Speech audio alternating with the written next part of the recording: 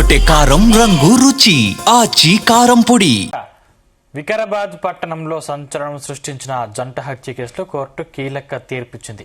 భార్యతో పాటు ఇద్దరు పిల్లల్ని దారుణంగా హత్య చేసిన భర్తకు ఉరిశిక్ష విధిస్తూ కోర్టు తీర్పిచ్చింది. 32 ఏళ్ల ప్రైవేటు ఉద్యోగి ప్రవీణ్ కుమార్ వికారాబాద్లోని నివాసం ఉంటున్నాడు. గత కొన్నేళ్ల కిందట వివాహేతర సంబంధం ఉందన్న అనుమానంతో తన భార్య చాందినిపై దాడికి పాల్పడ్డారు. భార్యతో ఘర్షణ సందర్భంగా మొదట ఇనుప రాడ్డుతో ఆమెను 5 ఏళ్ల కుమార్తె ఇంజిన్లు బలంగా కొట్టి హతమార్చారు. అనంతరం 9 ఏళ్ల కుమారుడి అయాన్ను కుమార్ చాందిని రెండో వివాహం చేసుకున్నాడు. కుమారుడి అయాన్ చాందినికి మొదటి భర్త సంతానం. చిన్నారి మాత్రం నిందితుడు ప్రవీణ్ కుమార్తె.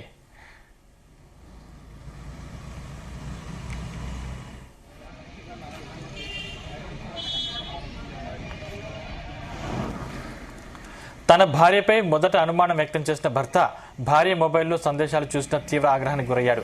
తరచూ మద్యం తాగి గొడవ పడుతుండేవాడని దర్యాప్తులో బయటపడింది. హత్యల అనంతరం తాను కూడా ఆత్మహత్య చేసుకోవాలనుకున్నప్పటికీ చివరికి పోలీసులకు లొంగిపోయాడు. ఈ ఘటనపై పోలీసులు కేసును నమోదు చేసి దర్యాప్తు జరిపి నిందితుడిని రిమాండ్కు పంపారు.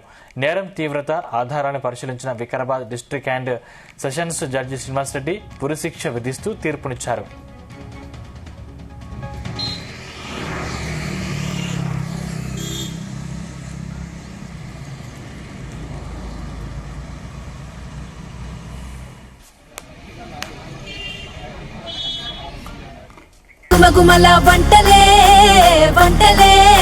ఎర్రగొట్టే కారం రంగు రుచి ఆచి కారం పొడి.